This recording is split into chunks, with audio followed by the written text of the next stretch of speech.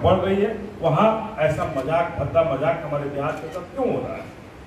इसलिए हम कहना चाहते हैं, कोरोना से संक्रमित किसी भी दुर्घटना से अगर घटना घटती है किसी भी परिवार में, हमारे परिवार में हो, आपके परिवार में हो, बिहार में किसी भी परिवार में हो, तो उसके लिए सीधा सीधा अगर जवाबदेह होंगे तो चुनाव आयोग, और मैं तो करूंगा, सीधा मुकदमा करना चाहूंगा कि 302 का मुकदमा मैं दायर करूंगा चुनाव आयोग पर, भारत की सरकार पर और बिहार के मुख्यमंत्री नीतीश कुमार पर। दूसरी तरफ जो चुनाव का दौर है, तो हम जनतांत्रिक विकास पार्टी ने स्पष्ट रूप से तय किया है कि 243 सीट पर लड़ने की तैयारी, अगर चुनाव समय पर भी हुआ तो हम 243 सीट पर लड़ने का अपना रखे हैं, तो 243 सीट पर हम लोग चुनाव लड़ेंगे। और जनतांत्रिक विकास पार्टी का चुनाव चिन्ह पहले सिलाई मशीन हुआ करता था, लेकिन अब चुनाव आयोग के द्वारा बदल करके उसे ईंट छाप मिला है, और ईंट छाप पर हम लोग बिहार के 243 सीट पर चुनाव लड़ना चाहते हैं। तो 243 सीट पर जो चुनाव लड़ेंगे, हमारा ईंट छाप हमारा चुनाव चिन्ह होगा, जिस चुनाव चिन्ह पर हम लोग चुनाव लड़ेंगे, और 243 सीट बिना किसी गठबंधन के हम लड़ेंगे।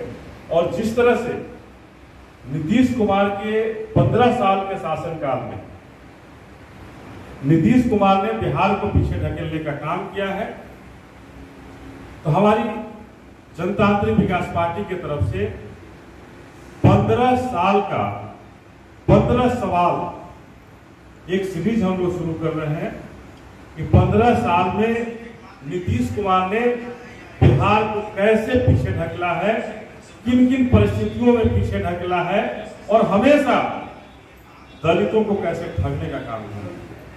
जब जब चुनाव आया है, दलितों के लिए कुछ न कुछ लेकर के आए।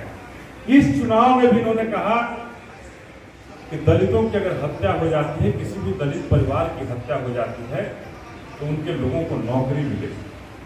तो हम माननीय मुख्यमंत्री नीतीश कुमार से पूछना चाहते हैं कि दलितों के घर में अगर 4 बेटा और 5 बेटा बेटी हो, 10 बेटा बेटी हो, तब तो उसके घर में एक को मरने की जरूरत होगी कि एक गोली खाकर मरे, तब उसके घर में नौकरी मिलेगी। क्या नीतीश कुमार ऐसा बिहार बनाना चाहते हैं?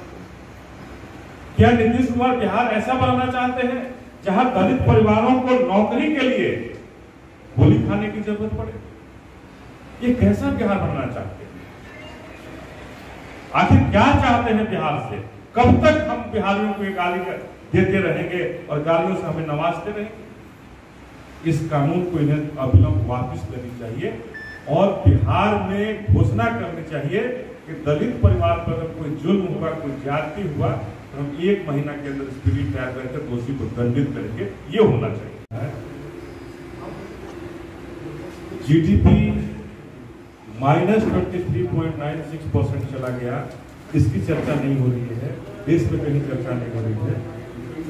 चीन हमारे सीमा पर लगातार जोर दे रहा है, इन बातों की चर्चा नहीं हो रही है। भारत में कोरोना वायरस का संक्रमण चरम सीमा पर पहुंच गया, और भारत विश्व में एक ऐसा देश बन गया जहां लगभग 90,000 से ऊपर रोज संक्रमित लोग मिल रहे हैं। लेकिन इस बीच में 90,000 लोग संक्रमित मिल रहे हैं, लेकिन बिहार की सरकार और भारत की सरकार कह रही है कि बिहार में जो चुनाव है वो चुनाव समय सीमा पर ही होनी चाहिए।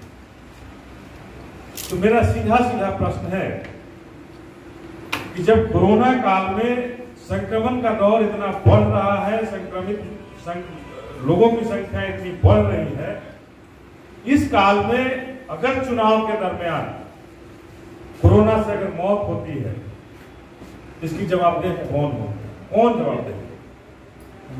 मैं अपनी पार्टी की तरफ से, जनतांत्रिक विकास पार्टी की तरफ से चुनाव आयोग, भारत सरकार और माननीय बिहार के मुख्यमंत्री नीतीश कुमार से पूछना चाहता हूं और कहना चाहता हूं कि मैं आज ही चुनाव प्रचार में क्षेत्र में जाऊंगा, लेकिन मैं पहले भी कोरोना से संक्रमित हुआ था, आगे चुनाव प्रचार में जाएंगे, और अगर हमारे साथ कोई हादसा होता है कोरोना को लेकर, तो इसके लिए मैं दोषी पहले से ही बता देना चाहता हूं। अगर हमारे पार्टी में कोई होता है, कोई जनता इससे अगर कोरोना से अगर चुनाव के दौरान, चुनाव प्रचार के दौरान अगर किसी तरह का घटना घटती है, तो इसके लिए हमारे हिसाब से 302 का मुकदमा चुनाव आयोग, बिहार की सरकार और भारत की सरकार पर दर्ज होना चाहिए। ये हमने आज ही इस सवाल को खड़ा किया, किन पर मुकदमा दर्ज होना चाहिए, क्योंकि जबरदस्ती विश्व में कहीं भी इस तरह का जब विपदा आया हुआ है, तो उस विपदा में कहीं चुनाव करने की तैयारी नहीं हो रही है। बिहार में अगर 6 महीने के लिए राष्ट्रपति शासन लग जाता तो कौन सा ऐसा घटना घट जाए। ऐसे भी मुख्यमंत्री बाहर नहीं आते हैं, वैसे भी राष्ट्रपति शासन लगेगा, ये जिनको शासन करना है करेंगे। लेकिन क्यों नहीं हो पा रहा? क्यों बिहार की 13 करोड़ आवाम को जानबूझकर कोरोना की चपेट में ढकेला जा रहा है, जहां हमारे